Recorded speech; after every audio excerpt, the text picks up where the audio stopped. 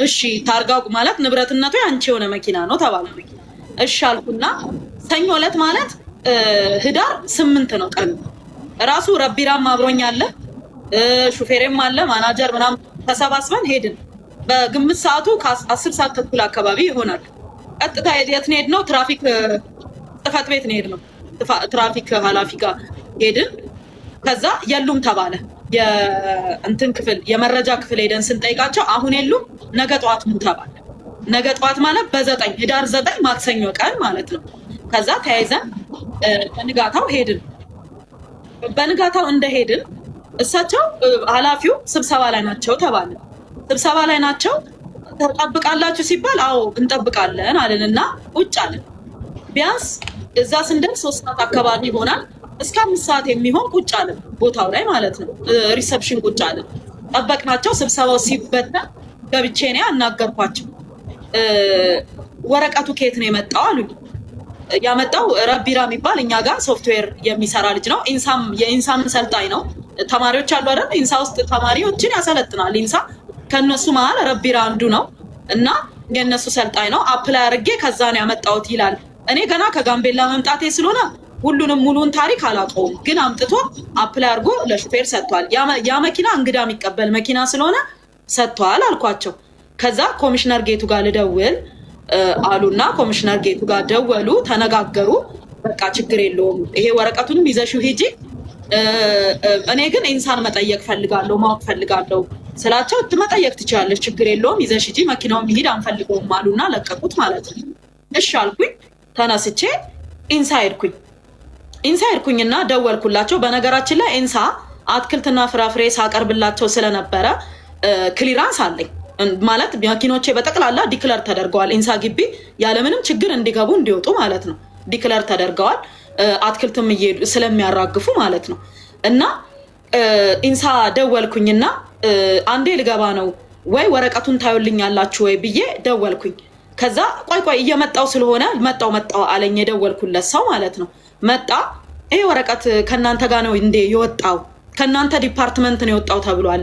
እስቲ ስለዚህ ጉዳይ ንገረኝ ስለው ካላጣራው በስተቀር እኛ ጋር ታውቂያለሽ ከ4000 በላይ ሰራተኛ ያለበት መስሪያ ቤት ነው፣ በእርግጠኛ መሆን ስለማልችል ላጣራ ግን በፎቶ ልሰደው አለና ፎቶ አንስቶ ይዞት ገባ። እኔም ወደ ቤት ሄድኩኝ። ከዛ ህዳር 9 እንደዛ ሆነ። ህዳር 10 ህዳር 11 ደወልኩለት ሐሙስ ማለት ነው።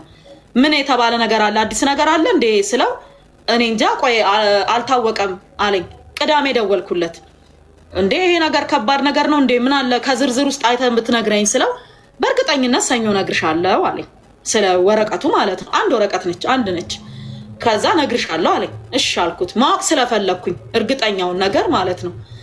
ከዛ እኔና እሱ ለሰኞ ተቀጣጥረን እኔ ህዳር 14 እሁድ ቀን በቁጥጥር ስር ዋልኩ ማለት ነው። ምንድነው እንዴት ነው የመጡት? ጠዋት ነው ወደ 4 ሰዓት አካባቢ ነው። ህፃን ልጄን እያጠብኳት ነው። እያጠብኳት እያለ ጆናታን ባለቤቴ ማለት ነው በረከት ብሎ ጠራኝ። ከዛ ከሻወር ቤት ውሃውን ዘግቼ ስወጣ መኝታ ቤት ውስጥ 6 የሚሆኑ ሰዎች አሉ። 4ቱ የፌዴራል ፖሊስ ልብስ የለበሱ ናቸው፣ 2ቱ ሲቪል ናቸው፣ ማስክ አድርገዋል። ከዛ ዙሪያውን ከበውታል። ከዛ እንዴ አልኩኝ፣ ደነገጥኩ በጣም። ምንድነው አልኳቸው። አይ ለጥያቄ ፈልገንሽ ነው አሉኝ። ምን አንዴ ተጠይቀሽ ትመለሻል ወዲያው ነው በቃ ተጠየቅሽ መጣ ሲል ባለቤቴ ምን ጠየቀ? ኮርት ኦርደር ጠየቀ። የፍርድ ቤት ማዘዣ አላችሁ ወይ ሲላቸው በአጋጣሚ አልያዙ፣ የፍርድ ቤት ማዘዣ አልነበራቸውም። ከዛ እሺ አልኩኝ። ባለቤቴ አብሬ ሄዳለሁ እኔም አለ። በሌላ መኪና ነው መምጣት የምትችለው አሉት። እሺ አለ። ከዛ ተያይዘን እነሱ ከኋላ ሆነው እኛ በሌላ መኪና ስንሄድ መንገድ ላይ አንድ ከነሱ መሃል ከደህንነቶቹ መሃል አንዴ ቁሙልኝ አለና ፎቶ ላንሳሽ አለ። ለምን አልኩት። ፎቶ ላንሳ ሲል ለምን አልኩት። አይ ስላስፈለገኝ ነው አለ። ከዛ ፎቶ አነሳኝ። ከዛ በቃ እዚህ ጋር ሌላ ስራ ስላለኝ ብሎ ወርዶ ሄደ ልጁ ማለት ነው። ማለት ለምን አነሳኝ ሲጀምር በህጋዊ መንገድ እዛ እስኪደርስ ድረስ ለምን አልጠበቀም? ለምን አነሳ አልገባኝም። ከዛ ሄድን። ቀጥታ ሄድነው የት ነው? ፌዴራል ወንጀል ምርመራ ነው ሄድነው። ከዛ ቁጭ አረጉኝ። አሻራ ምናምን ይነሳሉ አሻራ አነሱኝ ፎቶ ምናምን አነሱኝ ከዛ እንትናቻ አይደለ የሙስና የጸረ ሙስና ላይ ናይት አይደል የምትመዘገበው ምናምን ሲባባሉ ሰማው ከዛ እንዴ አልኩኝ እዛ ጋር ለነበረው ለሚመዘግበው ሰውዬ እኔ ምለው ሙስና በልቼ ነው ወይ ሰጥቼ ነው ብዬ ጠየቅኩት ምክንያቱም ሙስና ማለት እኔ ወይ ሙስና የሰጠ ወይ ሙስና የተቀበለ ሰው ነው እንጂ እኔ ሙስና ያን ወረቀት በመኪና ውስጥ በመገኘቱ ሙስና አባላለሁ ብዬ ኤክስፔክት አላደረኩምና ከዛ ምንድነው ሙስና ማለት ምን ማለት ነው እኔ በልቼ ነው ሙስናውን ወይስ አብልቼ ነው ሙስናውን ስለው አይ አይደለም ይሄ ሰነድ አሰተኛ ነው ስለተባለ አሰተኛ ሰነድ መጠቀም ሙስና ነው ተብሎ ነው የሚታየው አለኝ ነው እሺ ከዛ የሚመዘጋገበው መዘጋገቡ ከዛ ቤቱን መፈተሽ እንፈልጋለን አሉ ቤታችንን ማለት ነው ተመልሰን ወደ ቤት ሄድንና ብርበራ ብለው ምናምን ቼክ ምናምን አደረጉ ኮሜዲኖ ምናምን ከፈቱ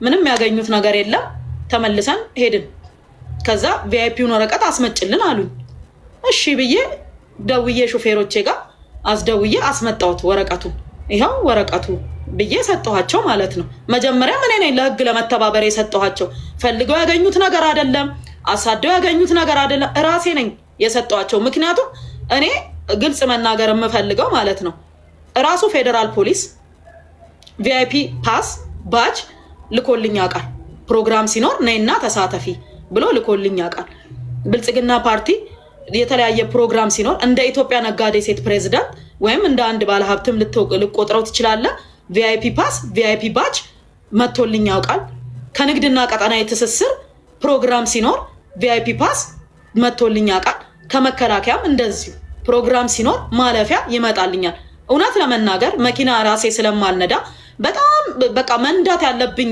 ግዴታ ካልሆነ በስተቀር መኪና ስለማልነዳ እኔ ቪአይፒ ፓስ ምንም አይሰራልኝም የት ሄድበታለሁ የት ቆምበታለሁ ምን ተጠቀምበታለሁ ምንም አያደርግልኝም የሆነ ቦታ ልግባ ስልም ሰው አትገቢም ወይ ምናምን አይለኝም ወይም የሆነ ነገር ገጥሞኝ አቅም አንድም ቀን የተሰጠኝን በህጋዊ መንገድ የተሰጠኝን ቪአይፒ ፓስ እንኳን ማለት ነው ተጠቅሜው አላውቅም እኔ እስከማቀው ድረስ ማለት ነው ከዛ ምንም አላልኩም እኔ በቃ ጠይቀውኝ ምናምን ወደ ቤቴ እምመለስ ነው የመሰለኝ እንጂ እዛ ምቆይም አልመሰለኝም ጨርሶ ማለት ነው ከዛ አደርኩኝ ሰኞ መጣ ከዛ ልብሴን ምናምን እንዲመጣልኝ ተደረገ የሚለበስ ምናምን ነገሮች እንዲመጣልኝ ተደረገ ከዛ በኋላ በቃ ሰኞ ለከሰዓት ፍርድ ቤት ልደታ ፍርድ ቤት ይዘውኝ ሄዱ በጣም ብዙ ሰው ስለነበረ ወረፋ ሳይደርሰኝ ቀረ ከዛ እንደገና ማክሰኞ ጠዋት ይዘውኝ ሄዱ ድጋሚ ጊዜ ቀጠሮ ማለት ነው ያው ለምርመራ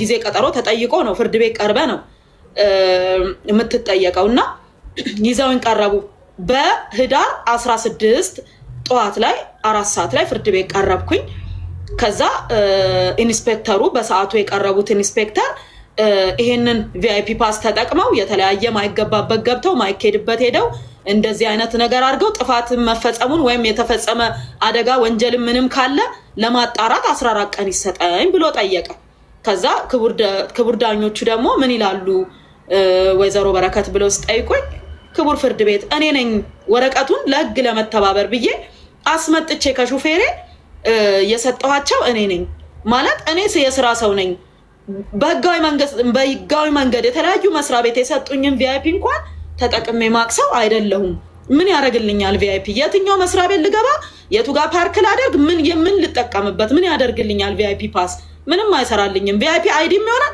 ቪአይፒ ፓስ ለኔ ምንም ይጠቅመኝ ነገር የለም እና እኔ እንዴት እንደሆነ አላውቅም እኔ ለህግ ለመተባበር ራሴ ነኝ አስመጥቼም የሰጠኋቸው የገባሁበትም ያረኩትም ነገር የለም ህግ ወጥም አይደለም እኛ ጋር ሶፍትዌር ባለሙያ አለ እሱ ነው እኔ በሌለውበት አፕላይ አድርገው የኔ ባለሙያዎች ናቸው ሄደው ያመጡት ፎረንሲክ መመርመር ይችላል ህግ ወጥ ነው የሚለውን ነገር በፎረንሲክ ምርመራ መረጋገጥ ይችላል አልኳቸው ማለት ነው ከዛ በኋላ ወረቀቱ ይቅረብልኝ አሉ ክቡር ፍርድ ቤቱ ወረቀቱ ይቅረብልን አሉ ቪአይፒዋ ማለት ነው በሰዓቱ አልያዙትም ነበር መርማሪው እሺ ለከሰዓት አሉና ለከሰዓት ቀጠሩ አልደረሰለትም ወረቀቱ ለምርመራ ሄዷል ሊበል ሳሙኤል ብቻ ሄዷል አለና ለህዳር 17 ህዳር 17 ሐሙስ ቀን ጠዋት 4 ሰዓት የመጨረሻ ቀጠሮ ይዘው ይቅረቡ ተባለ። እሺ ከዛ በኋላ በተለያየ ነገርም ጠረጥራታለሁ፣ በሳይበር ጥቃትም ጠረጥራታለሁ፣ በግብር ስወራም ጠረጥራታለሁ አሉ። ከዛ ክቡር ፍርድ ቤቱ መጠርጠር መብትክ ነው፣ ፍርድ ቤት በመረጃ አይደለም የሚሰራው በማስረጃ ነው የሚሰራው። መረጃ እናንተ ለመጠርጠር በቂ ሊሆን ይችላል፣ አንድ ሰው ለመጠርጠር ጥቆማ ሊመጣበት ይችላል። ፍርድ ቤት ግን በጥቆማ አይደለም የሚሰራው፣ ሰነድ እያየ ነው። ሰው ላይ ምንም ነገር የሚያደርገው ሰነድ እያየ ነው። ስለዛ በረከት በእንዲህ አይነት አንተ በምትለው ነገር የተጠረጠረች ከሆነ በቂ ማስረጃ አቅርብልን፣ የት አለ ሰነድ ወረቀት አቅርብ ሲባል አይ ለጊዜው ያስኩት ቪአይፒውን ብቻ ነው አለ። ቪአይፒውን አየ።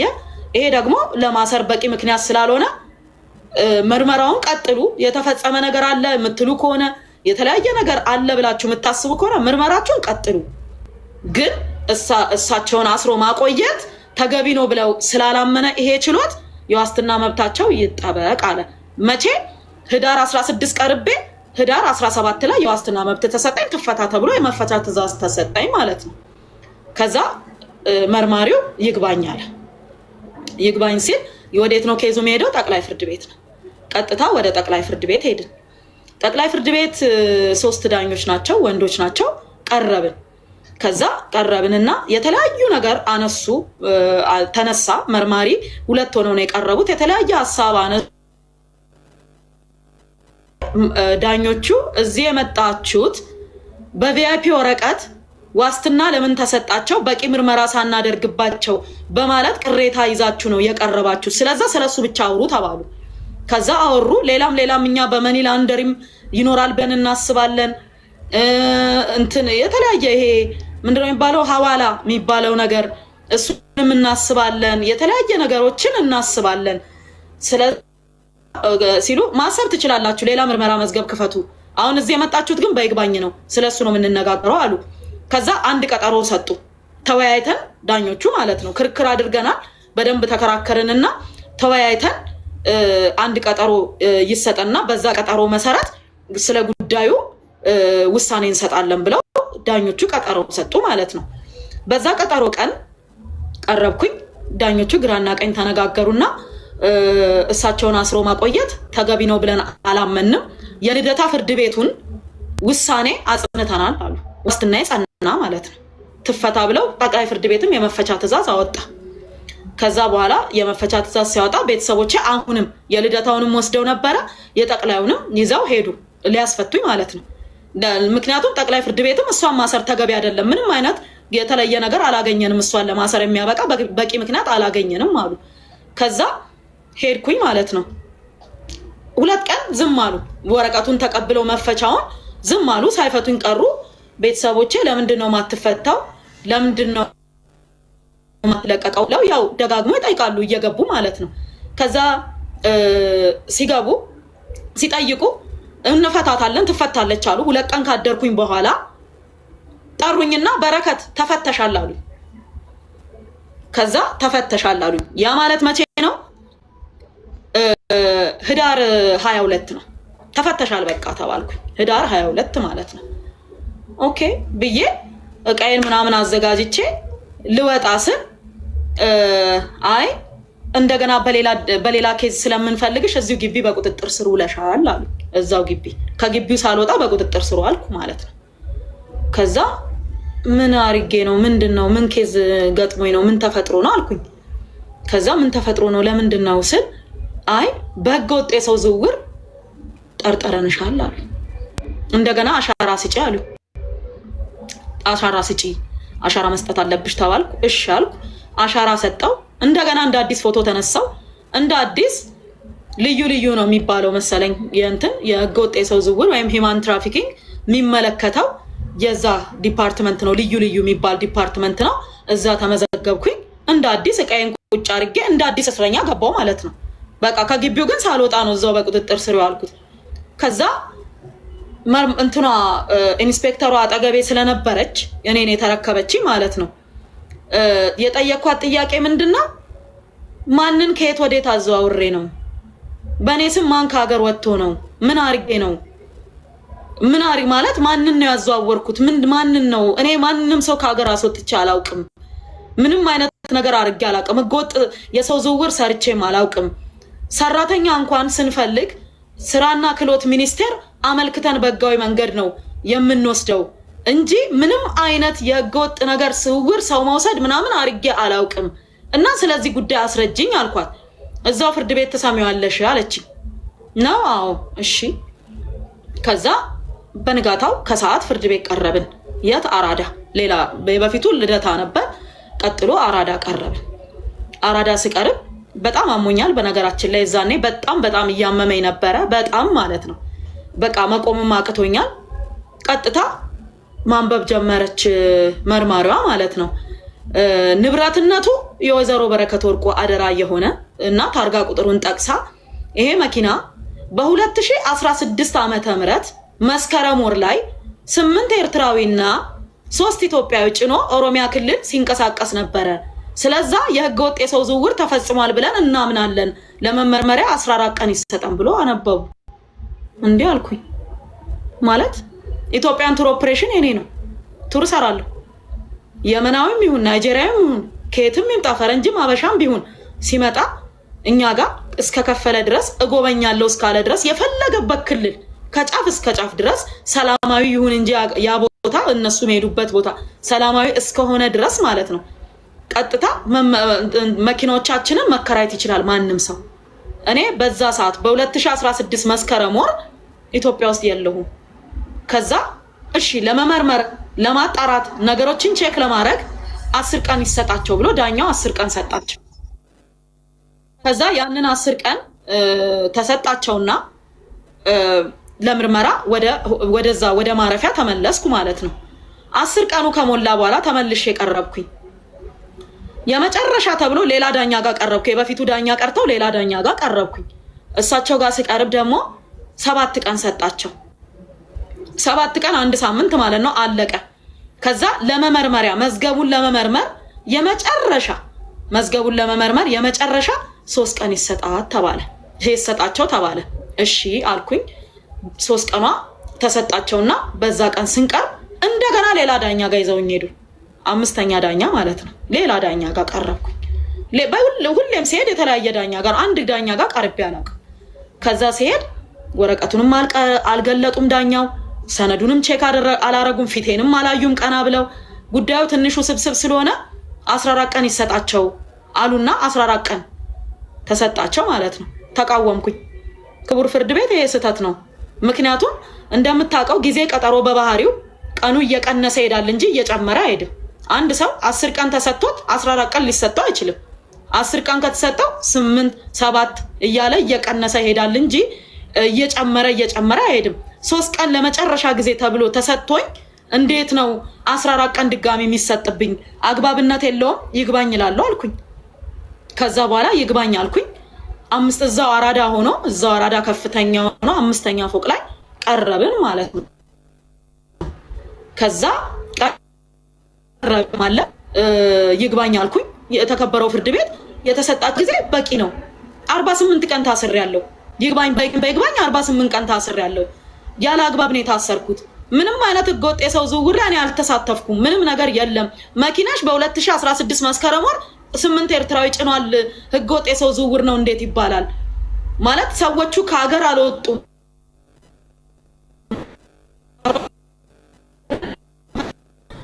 እንግዶች ናቸው ወይ ጦር መሳሪያ ይዘው አልተገኙም፣ ወይም ደግሞ ኮንትሮባንድ ይዘው አልተገኙም። እነዚህ ሰዎች እንዴት ነው እንዲህ ሊሆን የቻለው? እንዴት እንደዚህ ልጠየቅ እችላለሁ ብዬ አልኳቸው ማለት ነው። ከዛ በኋላ ዳኛው እስቲ መዝገቡን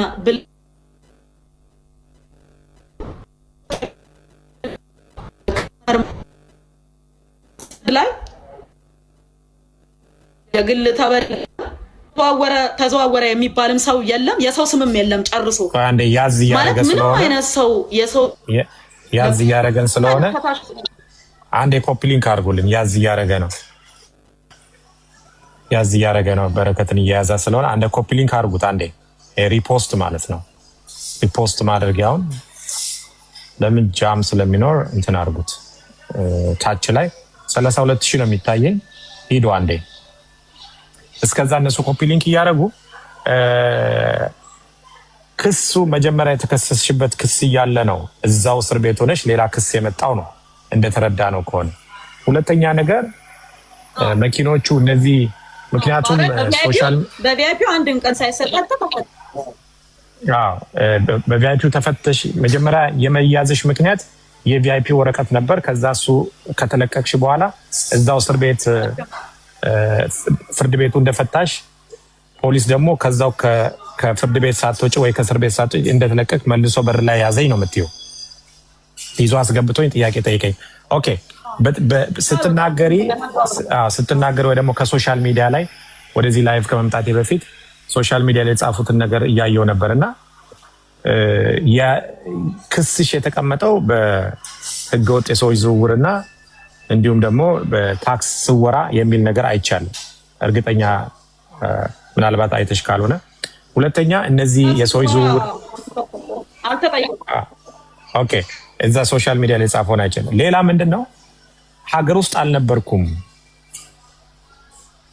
ለሱ ማስረጃ ማሳየት ይቻላል አለሽ? ማስረጃዎች የሀገር ውስጥ አለመኖርሽ የሚያሳዩ? ብኖርም እኮ ይኸውልህ የለውም እንጂ ብኖርም እኮ መኪኖቼ እንግዳ ጭነው ጉብኝት በሚሄዱ ሰዓት አብሬያቸው እኮ አልዞርም። እኔ አንድ ቱር ጋይድ እና አንድ ሹፌር መኪና ይዞራል ይሄዳል። አፋርም ሊሄድ ይችላል፣ መቀሌም ሊሄድ ይችላል፣ ደቡብ ክልል መኪኖቹ የምንድን ናቸው? ያንቺ ናቸው? ባሌ ማውንቴን ሊሄድ ይችላል። ቱር ናቸው፣ የኔ ናቸው። ቱር ነው የሚሰሩት። የቱር ባላቸው ራሱ የቱር ነው። ምን ቱር ነው ያንቺ? ምን ቱር የሚባል ነው? ማለት እኔ በሰዓቱ ኢትዮጵያን ቱር። ኦኬ። ስለዚህ ተከራይቶ ቱር በሚያደርጉ ሰዎች ነው። ተከራይቶ በሚጠቀሙ ሰዎች ነው። መከራየት ሳይሆን ተከራይቶ አይደለም፣ የጉብኝት ነው የሚከፍሉት። ፓኬጅ ነው። መኪናው አይከራይም። ምንድነው መኪናው ክራይ ሳይሆን የሚባል ከዚህ ቦታ ወደዚህ ቦታ መሄድ እንፈልጋለን። ለምሳሌ ቱር ጋይድ እንፈልጋለን ሊል ይችላል፣ አልፈልግም ሊል ይችላል።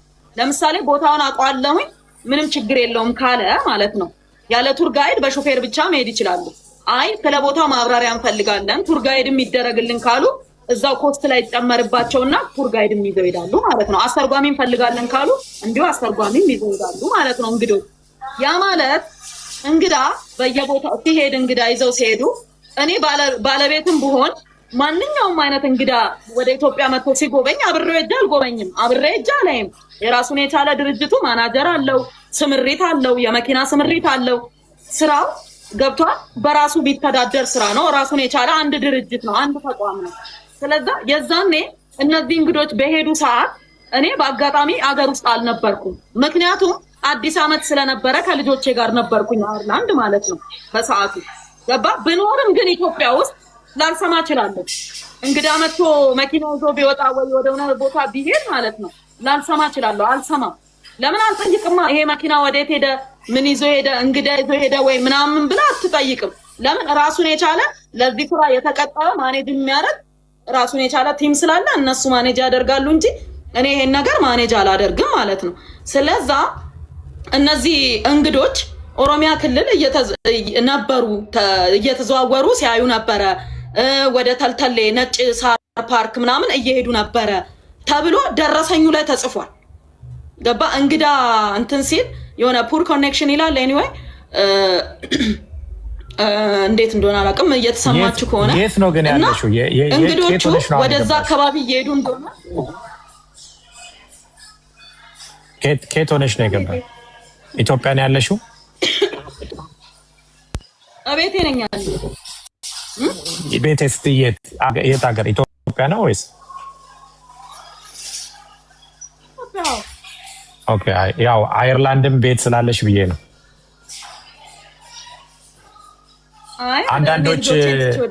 አንዳንዶች ሶሻል ሚዲያ ላይ ወጥታለች ከሀገር የለችም የሚባል ነገር ስላየን፣ ስለዚህ ኢትዮጵያ ውስጥ ነው ያለሽው።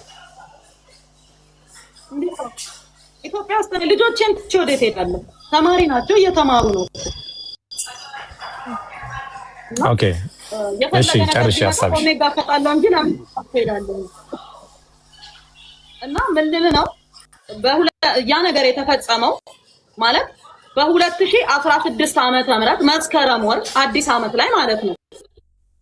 መኪናሽ ሰዎች ጭኖ ኦሮሚያ ክልል ሲንቀሳቀስ ነበረ። እሱ ደግሞ የህገወጥ የሰው ዝውውር ነው ብለን እናምናለን ነው የተጠየቅኩት። ከዛ በኋላ ፍርድ ቤቱ ደግሞ ማለት ነው የአራዳ የፌዴራል ከፍተኛ ፍርድ ቤት አራዳ ምድብ ችሎት የይግባኝ ሰሚ ችሎት ማለት ነው ይሄ ህገወጥ የሰው ዝውውር ነው ብለን አናምንም አለ ፍርድ ቤቱ። ምክንያቱም አንደኛ የግል ተበዳይ የለም፣ ተዘዋወርኩኝ በህገወጥ መንገድ ልታዘዋውረኝ ነበረ፣ እያዘዋወረችኝ ነበረ፣ ተዘዋውሬያለሁ ወይ እሷ መኪና ላይ ተጭኛለሁ ወይ በደል ደርሶብኛል ያለ የግል ተበዳይ የለም። ማንም የግል ተበዳይ የለም። መዝገቡ ላይ ምንም ነገር አያሳይም። ስለዛ ፍርድ ቤቱ ይሄንን ነገር ሙሉ ለሙሉ ውድቅ አድርጎታል አለና ውድቅ አደረገው። ህገወጥ የሰው ዝውውር አልተፈጸመም ማለት ብለን እናምናለን አለ ፍርድ ቤቱ። ከዛ በኋላ ቀጠለና ደግሞ ሌላም እንትን መጥቶ ነበረ ከሷ ጋር ከሴቷ መርማሪ ጋር ወንድ መርማሪም ነበረ። እንደዛ ሌላም ጉዳይ አለን የተከበረው ፍርድ ቤት አሉ። ምን መዝገቡን አጣምረ ነው ምንድነው ተብሎ ሲጠየቁ ወይዘሮ በረከት አትክልትና ፍራፍሬ አምራች ናቸው እንደሚታወቀው እና በጣም ያው የተለያዩ ደንበኞች እየመጡ አትክልትና ፍራፍሬ ከሳቸው ይገዛሉ። የተለያየ አገርም ይልካሉ፣ የተለያየ ከተማም ይልካሉ፣ አዲስ አበባ ውስጥም ያከፋፍላሉ። እና 4 የሚሆኑ ሰዎች ክፍያ ፈጽመው ውል ገብተው ግን አትክልቱ በሰዓቱ አልደረሳቸውም። የወስደውም ደግሞ ቀሪ አትክልት ያላቸው ሰዎች 4 ሰዎች ያልደረሰን አትክልት አለ ብለው እኛ ጋር አመልክተዋል አሉ። ከዛ በኋላ ክቡር ፍርድ ቤቱ ደግሞ ይሄ እኮ ፍትሐብሔር ነው፣ ውል ካላቸው ጉዳያቸው የአትክልትና ፍራፍሬ ኬስ ከሆነ እንደ ውሉ እሳቸው ካላደረጉ ወይም ካልፈጸሙ ሰዎቹ ገንዘባችን ይመለስልን ብለው ውላቸውን ይዘው የከፈሉበትን ስሊፕ ይዘው ቀሪ ካላቸው ወይም በቃ ከፈለጉ በፍትሐብሔር እኮ ጠይቀው ገንዘባቸውን ማስመለስ ይችላሉ። አይ ተጭበርብረናል ብለው ያስባሉ ሲል ፍቃድ አላቸው የላቸውም? አላቸው። ኢንቨስትመንት ላይሰንስ አላቸው። አምራች ናቸው አይደሉም? ናቸው። መጋዘን አላቸው የላቸውም? አላቸው። ውልና ማስረጃ ሄደው ተፈራርሟል። ታዲያ ምኑ ነው ማጭ? የተጭበረበሩት የቱ ጋር ነው? ማለት የሌላቸውን አለኝ ቢሉ ኖሮ ሳያመርቱ አምርቻለሁ ቢሉ ኖሮ የሆነ ነገር አርገው ቢሆን ኖሮ ይሄ ህገወጥ ነገር ወይም የሌላቸውን አለኝ ብለዋል በማለት ሊጠየቁ ይችሉ ነበረ። አሁን ግን ይሄ ፍትሐ